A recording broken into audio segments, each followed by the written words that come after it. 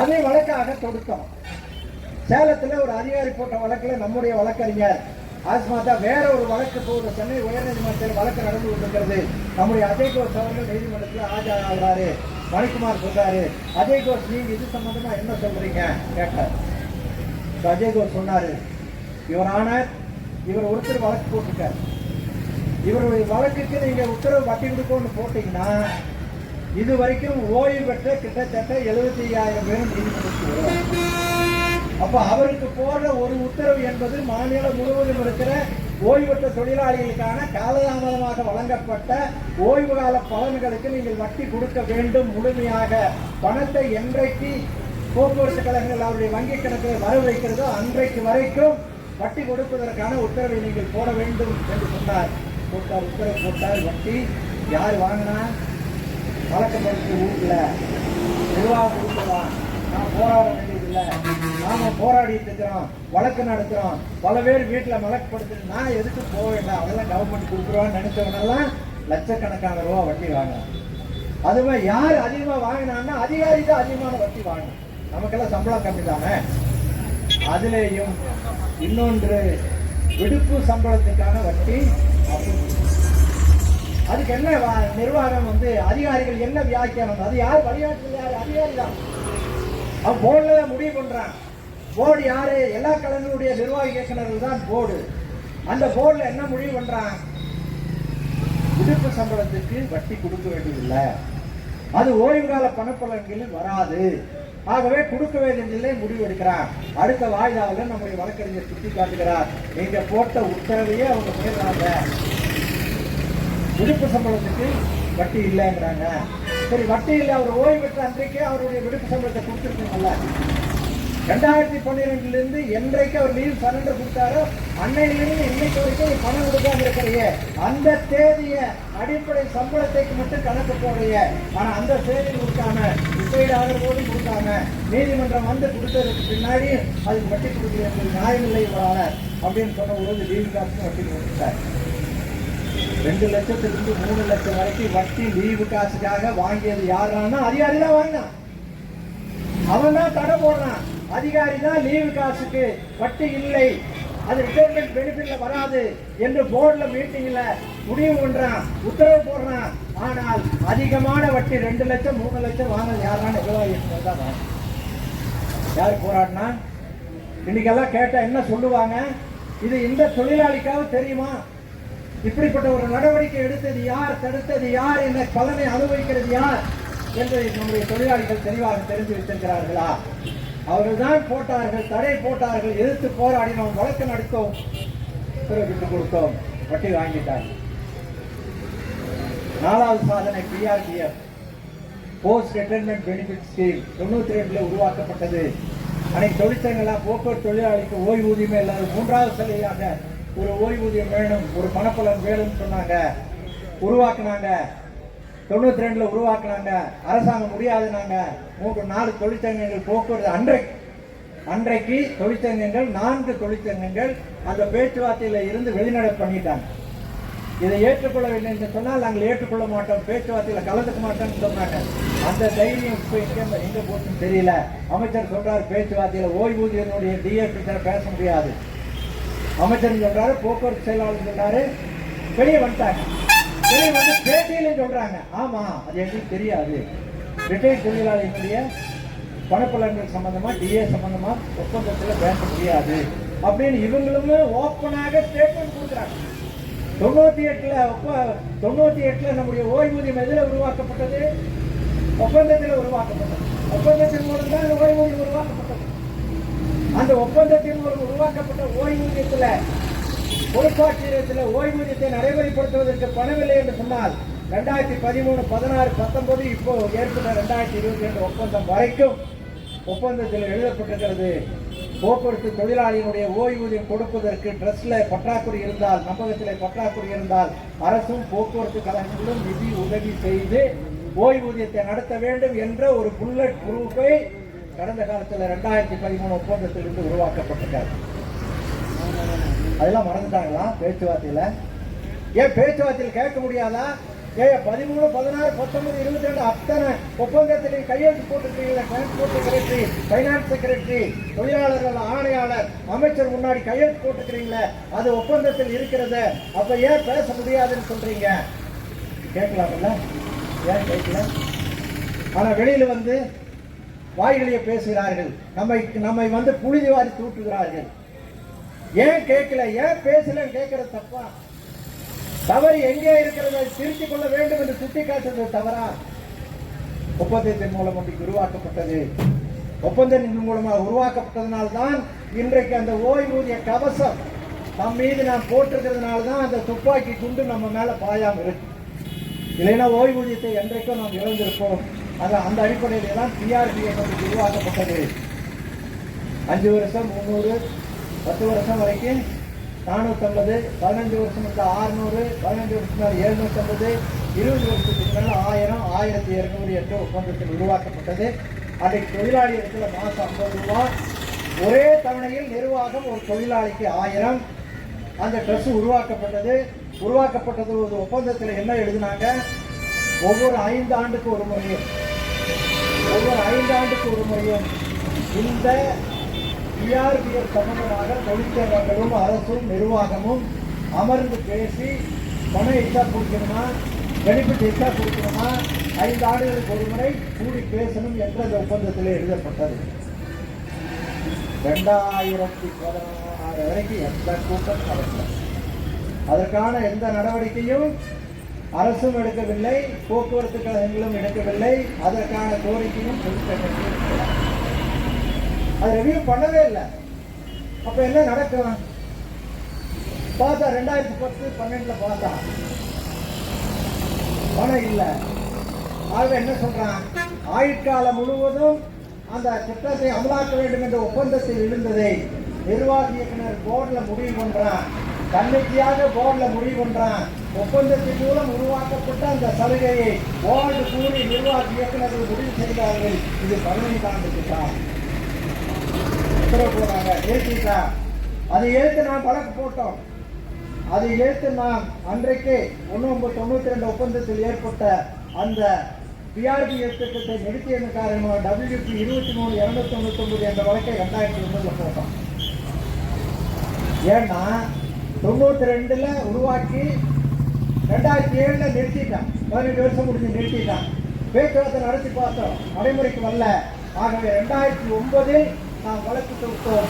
நீதிமன்றம் உத்தரவு கொடுத்தது, வாழ்நாள் பூரா கொடுக்கணும்னு உத்தரவு. பிரச்சனையா போட்டு நம்ம 15 வருஷம் சொன்னா இவன் வாழ்நாள் மூலம் கொடுத்துருக்காங்க, ஒப்பந்தத்தில் இருக்கு. ஆக இதை தடுத்து நிறுத்துவதற்கு இன்னொரு ஒப்பந்தத்தின் மூலமாக இதை தடுத்து நிறுத்த வேண்டும் என்று அன்றைக்கு அதிகாரிகள் ஆலோசிக்கிறார்கள். எம்டி நிர்வாக குழுவில் ஆலோசிக்கிறான். எப்படி நிறுத்துறது, உத்தரவை எப்படி நிறுத்துறது பார்க்கிறான். நீதிமன்ற உத்தரவு இடையில போட்டான். 2013 கொடுத்துட்டு இருந்ததை நிறுத்திட்டான். யாருக்குமே இல்லை. 15 வருஷம் மட்டும் யாருக்குமே இல்லை. 2008 ஓய்வு பெற்று நான் 2013 வாங்கிட்டு இருந்தேன். நிறுத்திட்டான், சுத்தமாக நிறுத்திட்டான். அப்ப நிறுத்தங்களுக்கு மறுபடியும் எடுத்து ஒரு வழக்கு. இந்த 2 வழக்கம் நடந்து கொண்டிருக்கிற போது 2013 ஒப்பந்தம், 2015 ஏப்ரல் ஒப்பந்தம் பேசப்படுகிறது.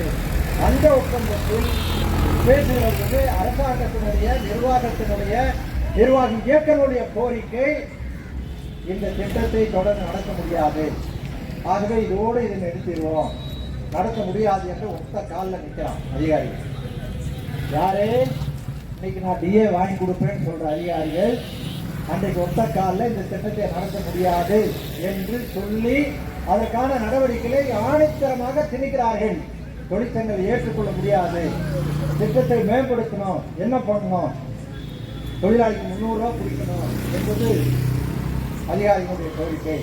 ஒரே முட்டை 50 ரூபாயிலிருந்து 300 ரூபாய் பிடிச்ச தொழிலாளி ஒத்துக்குவானா? சாத்தியம் இல்லை. சரி 150 ரூபாய் பிடிச்சிக்க, திட்டத்தை தொடர்ந்து நடத்து என்று முடிவெடுத்தார்கள் ஒப்பந்தத்தில். அந்த ஒப்பந்தத்திலே தான் தொடர்ந்து நடத்த முடியாது, 15 ஆண்டுகள் தான் இதை நடத்த முடியும் என்று அந்த ஒப்பந்தத்தில் வழிகாட்டி ஒப்பந்தத்தில் எழுதுவதற்கான நடவடிக்கை எடுத்தது இன்றைக்கு ஓய்வு பெற்ற அதிகாரிகள். நான் டிஏ வாங்கி கொடுக்கிறேன் சொன்ன அதிகாரிகள் தான் அன்றைக்கு அந்த தடையை ஏற்படுத்தி 15 வருஷம் தான் என்ற 2013 ஒப்பந்தத்தில் எழுதுவதற்காக நடவடிக்கை எடுத்தது அன்றைக்கு பணியில் இருந்த அதிகாரிகள். 15 வருஷம் தான் அப்படின்னு முடிவு பண்ணிட்டாங்க. ஏற்கனவே 15 வருஷத்தோடு நிறுத்தந்து மட்டுமல்ல, எல்லாருக்குமே ஒட்டுமொத்தமாக நிறுத்தந்து எடுத்து நம்ம வழக்கு நடந்துட்டு இருக்கு, நீதிமன்றத்தில் வழக்கு நடந்துட்டு இருக்கு. ஆகவே ஒப்பந்தத்துக்கு பின்னாடி 2015 ஏப்ரல் போட்டான், 2016 மார்ச்ல மீட்டிங் இருக்கு. நம்முடைய வழக்கு நடந்து கொண்டிருக்கிறது. 2016 ஒப்பந்தம் 2018 ஜனவரியில் பேசப்படுகிறது. அந்த ஒப்பந்தத்தில் அதிகாரிகள் கங்கணம் கட்டிட்டு வந்துட்டாங்க. இதோடு இந்த பேச்சுவார்த்தையோட இந்த திட்டத்தை நடைமுறைப்படுத்துறதுக்கு நாம் விடக்கூடாது, இதை க்ளோஸ் பண்ணிடணும் அப்படின்னு தொழிற்சங்கங்கள் எல்லாம் பேசி இதை ஏற்றுக்கொண்டு இருந்தாங்க. அரசுக்கு ஆதரவான தொழிற்சங்கத்தில் பேசி ஒப்பந்தத்தில் எழுதிதான் இந்த திட்டம் இதோடு நிறுத்தப்படுகிறது. 19/2016 இந்த திட்டம் நிறுத்தப்படுகிறது. ஆக இந்த திட்டத்திற்காக நிதி உதவி செய்த தொழிலாளிகள் 19/2016 வரைக்கும் நிதி உதவி செய்த தொழிலாளிகள், மாதம் பணம் செலுத்திய தொழிலாளிகள் இந்த திட்டத்தில் எவ்வளவு தொகை பெற்றிருக்கிறார்களோ அந்த தொகை அவர்கள் கட்டிய தொகையை விட குறைவாக இருந்தால் மீதி கொடுக்கப்படும், அதிகமாக இருந்தால் நிர்வாகம் அந்த தொகையை அவர்களிடத்திலிருந்து திருத்தம் செய்யாது. 16க்கு பின்னாடி ஓய்வு பெற்றவர்களுக்கு ஒட்டுமொத்தமாக அந்த தொகையை கொடுக்கிறோம், வட்டி கிடையாது என்று அந்த எழுதப்பட்டிருக்கிறது. இன்றைக்கு வரைக்கும் பல காரணங்கள்ல இந்த 18,500 ரூபாய் தொழிலாளிகள் கொடுக்கல. அதே சமயத்தில் இந்த 19/2016 முன்னாடி ஓய்வு பெற்ற தொழிலாளிகளுக்கும் அந்த பணத்தை கொடுக்கல. நம்முடைய வழக்கு இறுதி முடிவுக்கு வருகிறது. நீதிபதி உத்தரவு போட்டாரு, 19/2016 முன்னாடி ஓய்வு பெற்றவர்களுக்கு தான் உங்களுடைய ஒப்பந்தம் செல்லும், 19/2016 முன்னாடி ஓய்வு பெற்ற தொழிலாளிகளுக்கு இந்த ஒப்பந்தம் கட்டுப்படுத்தாது. ஆகவே அந்த தொழிலாளிகளுக்கு 15 ஆண்டுகள் என்ற 2013 ஒப்பந்தத்தை இறுதிப்படுத்திட்ட. அதனால் அந்த 15 ஆண்டுகள் இதுவரைக்கும் எத்தனை வருஷம் அவர்களுக்கு கொடுத்தியோ மீதி 15 ஆண்டுகளுக்கு அவர்களுக்கு இந்த திட்டத்தை நடைமுறைப்படுத்த வேண்டும் என்று உத்தரவு போட்டார். உத்தரவு போட்டு அமலாக்கல. உத்தரவு போட்டு அமலாக்காத போது நாம் கண்டம் நீதிமன்ற அவமதிப்பு வழக்கு போட்டோம். அவமதிப்பு வழக்கு போட்ட உடனே அரசு தரப்பிலிருந்து நான் அப்பீல் போறேன்னு சொன்னாங்க. நீதிபதி சொல்லிட்டாங்க, நீ அப்பீல் போனீங்கன்னா நான் தான் விசாரிப்பேன், தீர்த்திடுவேன், மரியாதை உத்தரவு அமலாக்கிறதுக்கு என்ன சொல்றேன். 2-3 வாய்தா முடிஞ்ச உடனேயே அப்புறம் அதிகாரிகிட்ட பேசிட்டு கடந்த 3 மாதங்களுக்கு முன்னாடி வந்த வாய்தாவில் டிரான்ஸ்போர்ட் செக்ரட்டரி ஒத்துக்காங்க, நாங்கள் இந்த திட்டத்தை அமலாக்கிறோம், திட்டத்தை எப்படி அமலாக்குவது என்பதற்கான அபிடவிட் வாக்குமூலத்தை நான் எழுத்துக்காக சமர்ப்பிக்கிறதுக்கு கால அவகாசம் வேணும், 3 வார கால அவகாசம் வேணும் அப்படின்னு கேட்டாரு. நீதிபதி சொல்லிட்டார், நீ 3 மாதத்துக்குள்ள உன்னால முடியாது, 3 வாரத்துக்குள்ள உன்னால முடியாது, 2 மாதம் டைம் எடுத்துக்க, முடிச்சுட்டு இறுதியாக ஒரு நல்ல அபிடவிட் எப்படி அமலாக்குற என்ற விளக்கத்தை நீதிமன்றத்தில் நீ சமர்ப்பிக்கணும் உத்தரவு போட்டாரு. உத்தரவு போட்டதுக்கு முன்னாடி நீதிபதிக்கு ஹார்ட் அட்டாக் மறுத்தாரு. ஹார்ட் ஆப்ரேஷன் பண்ணி முடிஞ்சு லீவு முடிஞ்சு இப்போதான் கோர்ட்டில் சேம்பருக்கு வந்துருக்காரு. சேம்பருக்கு சில கையெழுத்து போட்டுருக்காரு. ஓப்பன் கோர்ட்டுக்கு இருந்தால் தான் அந்த வழக்கு வாய்தா வரும். அப்போ நிர்வாகம் அப்படி தாக்கல் பண்ணணும். அவன் எப்படி தாக்கல் பண்ணுறான்னு நமக்கு தெரியாது. நம்முடைய தொழிலாளிகள் பல பேர் கேட்குறாங்க, இப்படி ஒரு தீர்ப்பு வாங்கியிருக்கிறோம், இப்போ 19/2016 முன்னாடி ரிட்டையர் ஆனவங்களுக்கு 2 வருஷம் 3 வருஷம் வாங்கியிருந்தா மீதி 12 வருஷம் எப்படி கணக்கு போடுவான் கேட்டாங்க. உதாரணத்துக்கு நான் 2008 ரிட்டையர் ஆனேன், 15 வருஷம்னா எப்போ முடியும்? 2023 முடிஞ்சு. 2023 முடிஞ்சதுன்னா நான் 4 வருஷம் வாங்கினேன்னா இன்னும் 11 வருஷம் கொடுக்குற வரைக்கும் நான் இருப்பேனா சொல்ல முடியாது. ஆகவே அதுக்கு என்ன பண்றது? ஏற்கனவே பாக்கி இருக்கிறதே மாதம் கொடுக்கிறதா அல்லது ஒட்டுமொத்தமான அரியரை வாங்குறதா? அப்ப நிர்வாகம் என்ன சொல்றா, என்ன அப்டேட்லாம் அவன் வாக்குறுதி கொடுக்குறானோ அதற்கு பின்னால் தான் அதன் மீதான நடவடிக்கைக்கு நாம் செல்ல முடியும். அதிலேயும் நாம் வெற்றி பெறுவோம் என்ற அடிப்படையில் தான் அந்த வழக்கை நாம் கொடுத்தோம். அதற்கான வெற்றியை தொடர்ந்து நாம் பெறுவதற்கான நடவடிக்கைகளை நாம் எடுத்துக்கொண்டிருக்கிறோம். அந்த அடிப்படையில் நீங்கள் அந்த வழக்கை நான் பார்க்கணும் அப்படின்னு சொல்லி நான் கேட்டுக்கிறேன். அடுத்ததாக ஒப்பந்த உயர்வு சம்பந்தமான வழக்கு. ஒப்பந்த உயர்வு சம்பந்தமான வழக்கை பொறுத்த வரைக்கும் மதுரை நீதிமன்றத்தில் 2012 தொடுத்தோம். இன்றைக்கு வரைக்கும் இடையில நாம் போராடி கொண்டிருந்த போது நாம் போராடி கொண்டிருந்த போது அன்றைக்கு இருந்த காத்திருக்கும் போராட்டத்தின் போது ஒரு இடைவெளி முறையின் மூலமாக 10ஆம் தேதி பென்ஷன் வாங்கினோம். அன்றைக்கு டிரான்ஸ்போர்ட் செக்ரட்டரி ஒப்பந்தம் ஏற்படுத்தினால் 40% அரசு அதிகாரிகளுக்கு 6வது ஊதிய குழுவினுடைய உயர்வினுடைய அடிப்படையில் ஓய்வு பெற்ற அரசு ஊழியர்களுக்கும் ஆசிரியர்களுக்கும் அதே மாதிரி நம்முடைய போக்குவரத்தில் பணியாற்றுகின்ற அதிகாரிகளுக்கும் 40% உயர்வை ஓய்வு பெற்றவர்கள் பெறுகிறார். இப்போ நாம் அந்த வழக்கின் மூலமாக நாம் அது சம்பந்தமாக நாம் நம்முடைய வாதத்தை எடுத்து வைக்கும் போது நீதிபதி கேட்கிறார் அரசு வக்கீல, ஏன் அவங்களுக்கு 40% கொடுத்திய 97% இந்த ட்ரஸ்ட்ல நிர்வாக பங்காளி செலுத்திக் கொண்டிருக்கிற தொழிலாளிகளுக்கு இன்னைக்கு 1 பைசா கூட உயர்வு கொடுக்கலையே, அதே ட்ரஸ்ட்ல அங்கத்தினராக இருக்கிற அதிகாரிகளுக்கு அந்த தொகையை கொடுத்திருக்கீங்க, ஏன் உங்களுக்கு கொடுக்கக்கூடாது? ஆகவே நான் உத்தரவு போடுறேன் அப்படின்னு சொன்னபோது அன்னைக்கு வந்து தேவேந்திர சாரங்கி செயலாளர் பார்க்கிறாரு 40%, 97,000, அதாவது 97% தொழிலாளிகள் 40% அரசாங்கத்துக்கு எவ்வளவு பெரிய நிதி சுமை. நீதிமன்ற தீர்ப்பையும் அமலாக்கணும், அரசாங்கத்துக்கும் நிதியை பாதுகாக்கணும். அப்ப என்ன பண்றதுன்னு முடிவெடுக்கிறாரு. போர்டில் முடிவு பண்றாங்க, பேசுறாங்க, முடிவு பண்றாங்க. கடைசியில் நீதிமன்றத்தில் வந்து அவர் சொல்றாரு 2003 ஒப்பந்த உயர்வை அந்த ஏற்பட்ட ஒப்பந்தத்தில் பணியில் இருக்கிற தொழிலாளிகளுக்கு அன்றைக்கு நடைமுறையில் இருந்த பஞ்சப்பொறியை அவருடைய அடிப்படையோடு இணைத்தது மாதிரி ஓய்வு பெற்ற தொழிலாளிகளுக்கும் அவருடைய அடிப்படை ஓய்வூதியத்தோடு பஞ்சப்படி சதவீதத்தை இணைத்ததன் மூலமாக உயர்வு கொடுத்துட்டோம். ஆக 2003 உயர்வு கொடுக்க வேண்டியதில்லை. 2007 அதே மாதிரி இதெல்லாம் கொஞ்சம் புரிஞ்சுக்கிறது சிரமமாக இருக்கலாம். இருந்தாலும் கூட ஏதாவது சந்தேகம் இருந்தாலும் கூட கேள்வி நான் திருப்பி விளக்கம் சொல்கிறேன். 2007 ஒப்பந்தத்திலும் அதே மாதிரி பஞ்சப்பொடியை குறிப்பிட்ட சதவீதத்தை அவருடைய பணியில் இருக்கிற தொழிலாளிகளுடைய அடிப்படையோடு இணைக்கிறாங்க. இணைத்ததன் மூலம் ஓய்வு கொடுத்தா அதே மாதிரி ஓய்வு பெற்ற தொழிலாளிகளுக்கும் அதோடு இணைக்கிறோம். அந்த உயர்வு அவங்க பெற்றுட்டாங்க. ஆக 2010க்கு மட்டும்தான் கொடுக்கணும். 2010 உயர்வு தேர்வு உயர்த்தியதன் மூலமாக 15% உயர்வு 2010 உயர்வு அது நான் கொடுத்தேன் அப்படின்னு அர்த்தம். நீதிபதி நம்முடைய வழக்கறிஞர் கேட்கிறார், என்ன நீ 40% கேட்கறீங்க, அவங்க 15% கொடுக்குறாங்க.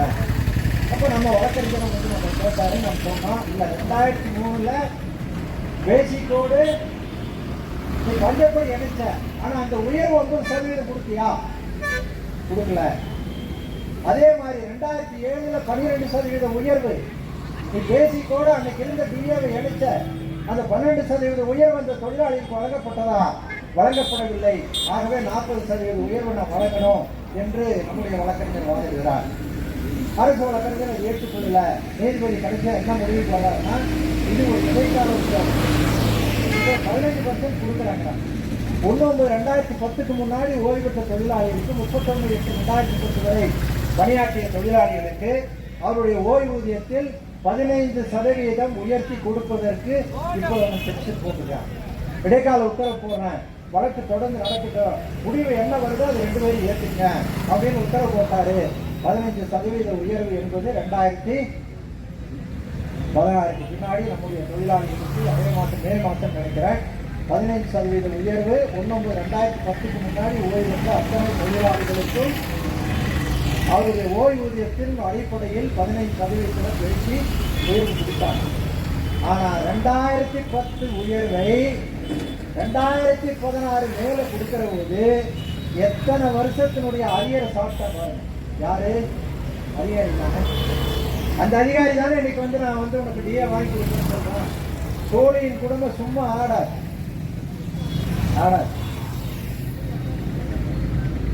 6 ஆண்டுகள் 6 ஆண்டு 5 மாசம் நம்முடைய அந்த 15% உயர்வை நிர்வாகம் அரசு சாப்பிடுவதற்கு துணை போனவர்கள் கையெழுத்து போட்டவர்கள் இந்த அதிகாரி. அதுதான் இன்னைக்கு வந்து நான் எனக்கு வந்து டிஏ வாங்கி கொடுத்தேன். நான் அந்த தெருவில் என்ன வேடிக்கை பார்த்துட்டா இருக்கேன். பல்கியாக ரோட்டில் ஆகிய ஒப்பந்த உயர்வு வழக்கு இன்னைக்கு அதுவும் நடந்து கொண்டிருக்கிறது. முந்தா நாள் வாய்தாவுக்கு வந்தது. முந்தா நாள் வாய்தாவில் தொடர்ந்து 3 வாய்தாவில் அரசு வழக்கறிஞர் ஆஜராகும். ஏன்னா சட்டமும் நியாயமும் அரசியல் சட்டமும் அதுல வழி இருக்கு. நம்முடைய ஓய்வூதியம் உயர்த்தி ஒவ்வொரு ஒப்பந்த உயர்வும் பெறுவதற்கான வழிவகை அரசியலமைப்பு சட்டத்தில் அன்னைக்கே அம்பேத்கர் எழுதி கொடுத்தார். அந்த அடிப்படையிலே தான் நாம் அதை போராடுகிறோம். இந்த அடிப்படை உரிமை அரசியலமைப்பு சட்டத்தினுடைய 14வது சட்டத்துக்கு விரோதமாக